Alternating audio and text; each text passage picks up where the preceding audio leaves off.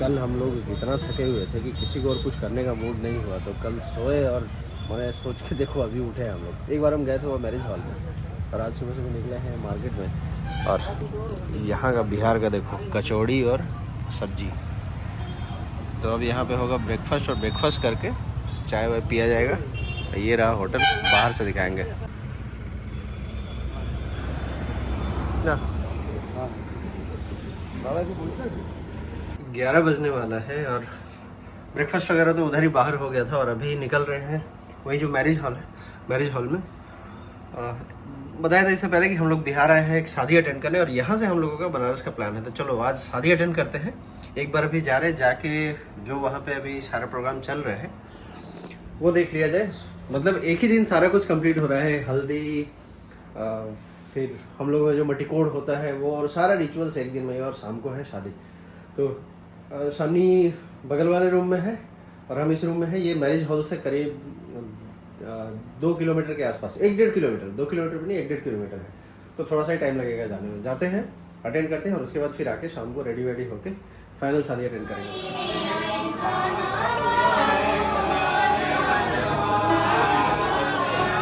बिहार की शादी, चलिए आज आपको थोड़ी सी इसकी झलक दिखाते हैं। वैसे तो बिहार की शादियों में बहुत सारे नियम और रस्में होती हैं, लेकिन क्योंकि ये शादी एक मैरिज हॉल में हो रही है, इसलिए ज़्यादातर रस्म एक ही दिन में पूरी करनी है। चलिए शुरू करते हैं। अभी जो रस्म चल रही है उसे तिलक कहते हैं, और नॉर्मली इस रस्म में सबसे ज़्यादा महत्व दूल्हे के भाई का ही होता है। इस रस्म में लड़की वालों की तरफ से जो दूल्हे का भाई होता है उसी के हाथों बहुत कुछ दिया जाता है लड़के को, जिसमें ज्वेलरी से लेके बहुत सारे बर्तन और मिठाई विठाई ये सारी चीज़ें होती हैं। तो ये प्रोसेस जितनी देर तक चलता है उसमें सारे दान वाले काम आपको देखने को मिलेंगे। तो चलिए इसके बाद बढ़ते हैं हम अपनी अगले रिचुअल पर। बिहार की शादियों में संगीत का भी अपना अलग ही महत्व होता है। घर की जितनी भी औरतें होती हैं वो मंडप में बैठकर ट्रेडिशनल गीत गाती हैं। अब जो रस्म हो रही है उसे भोजपुरी में ऐंछना कहते हैं। अगर सिंपल शब्दों में समझाएं तो इसे दूल्हे की नज़र उतारी जाती है, और उसके बाद जो पैसे दिए जाते हैं वो शादी में मौजूद कुछ ज़रूरतमंद लोग होते हैं जिनको वो दिया जाता है। तो ये अपने ऊपर डिपेंड करता है कि आपके घर से कितने लोग हैं और लड़की वाले के घर से कितने लोग हैं। तो ये भी एक काफ़ी इंटरेस्टिंग रिवाज है हमारे बिहार में।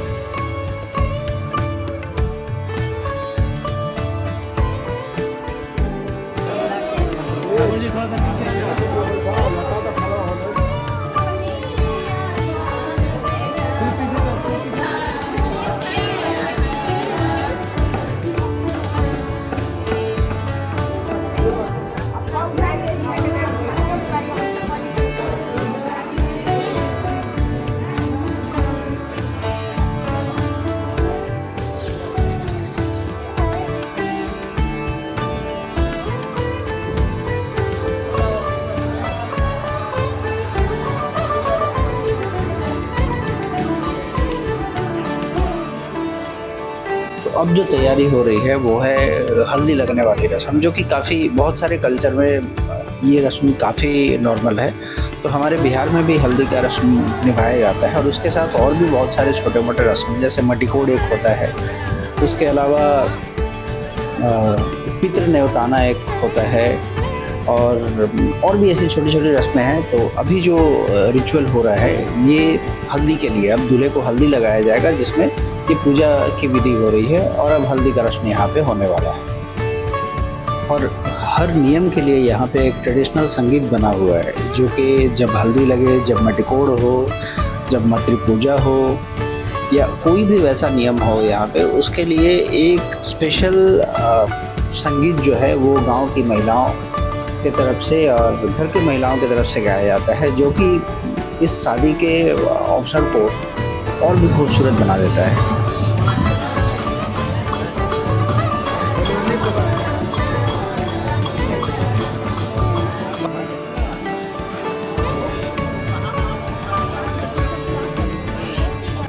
अब दूल्हे राजा की गाड़ी तैयार होकर आ चुकी है। मंडप में भी साज सजावट का काम काफ़ी ज़ोरों शोरों से चल रहा है।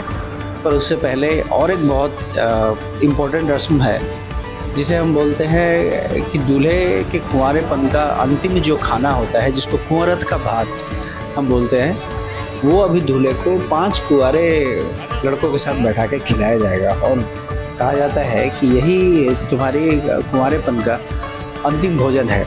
इसके बाद तुम एक नए जीवन में आओगे, एक नए लाइफ को समझोगे, एक नए शादीशुदा ज़िंदगी की रिस्पॉन्सिबिलिटी निभाओगे।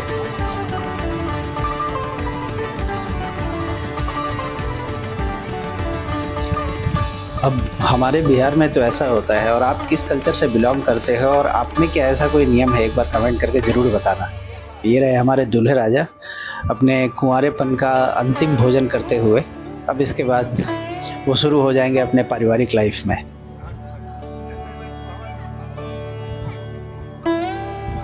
तो इधर दूल्हे राजा अपने कुंवारेपन को ख़त्म करने की तैयारी में लगे हुए थे, तभी अचानक बैंड बाजे की आवाज़ आई। और इसके साथ और एक इंटरेस्टिंग चीज़ आपको बताऊंगा, जो कि बिहार में काफ़ी फेमस है। सुन के थोड़ा सा अजीब लगेगा और थोड़ा डिफरेंट वर्ड साउंड करता है, बट बहुत फेमस है ये भी बिहार में, जिसे हम लौंडा नाच बोलते हैं।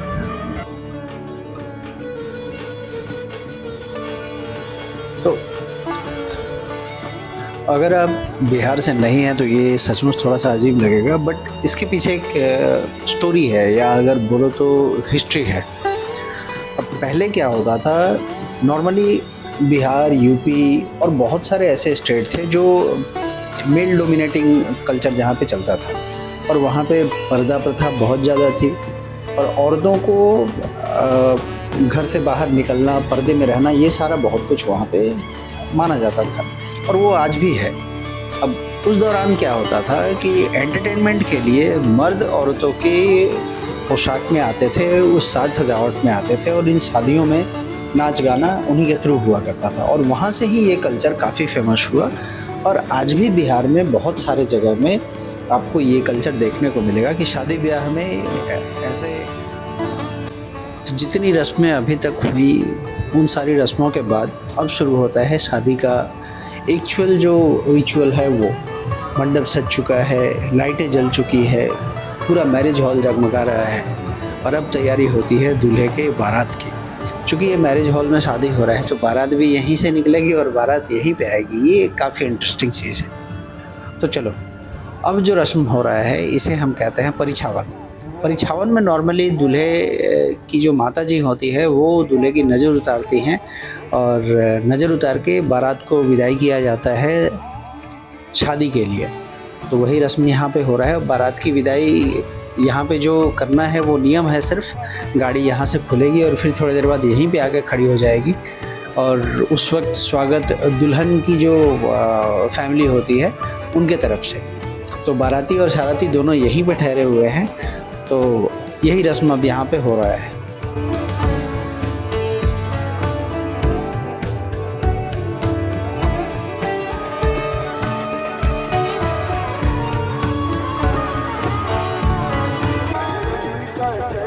तो बारात के विदाई से पहले थोड़ा सा नाच गाना तो बनता है, और ये रहे हम सारे परिवार के लोग थोड़ा सा मौज मस्ती करते हुए, बैंड बाजा की धुन पे थोड़ा सा थिरकते हुए, और बस ये नाच गाना होते साथ ही गाड़ी हमारी निकलेगी, एक चक्कर मार के फिर इसी दरवाजे पे आके खड़ी हो जाएगी।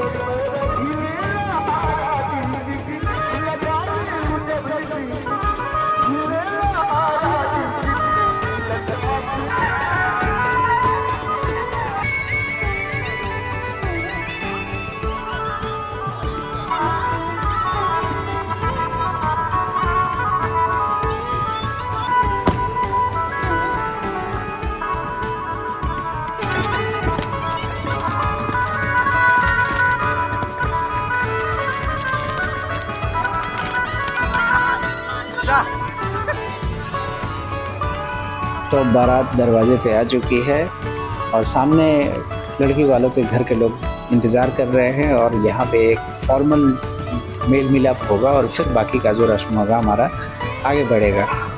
और ये रहा हमारे दूल्हे का गाड़ी। दूल्हे राजा आ चुके हैं। अब दूल्हे राजा को यहाँ पे उतारा जाएगा। उतार के द्वार पूजा होगी। द्वार पूजा के बाद इनको ले जाया जाएगा अंदर।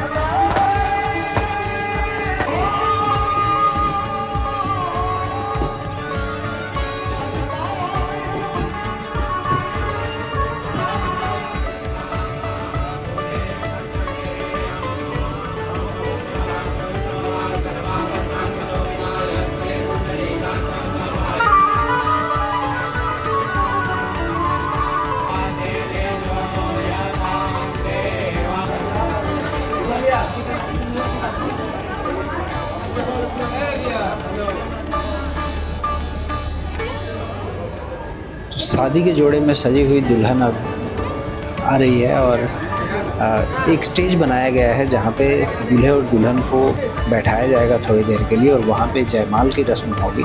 दोनों एक दूसरे को माला पहनाएंगे और माला पहनाने के बाद फिर आगे का रस्म हमारा होगा। तो हमारी दुल्हन अभी आ रही है। हाँ,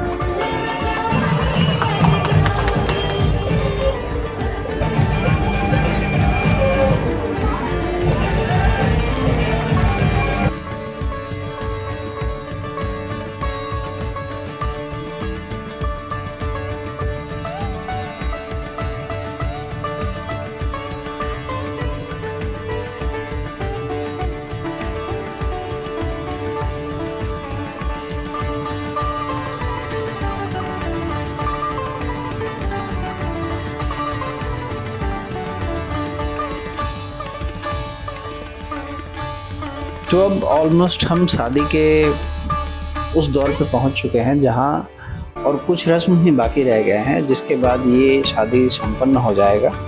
और अभी जो रिचुअल हो रहा है इसे गुरुहत्थी कहते हैं। अब यहाँ पे जो सुबह तिलक हुआ था ये समझ लो तिलक का ही एक ऑपोजिट वर्जन है। वहाँ पे दूल्हे के भाई की तरफ से दुल्हन के भाई की तरफ से दूल्हे को बहुत सारा गिफ्ट, ज्वेलरी, बर्तन ये सारे दिए जा रहे थे। और यहाँ पे जो दूल्हे के बड़े भाई हैं उनके तरफ से दुल्हन को बहुत कुछ यहाँ पे उपहार के स्वरूप दिया जाएगा, जिसमें ज्वेलरी, कपड़े, बर्तन और बहुत सारी चीज़ें होती हैं। तो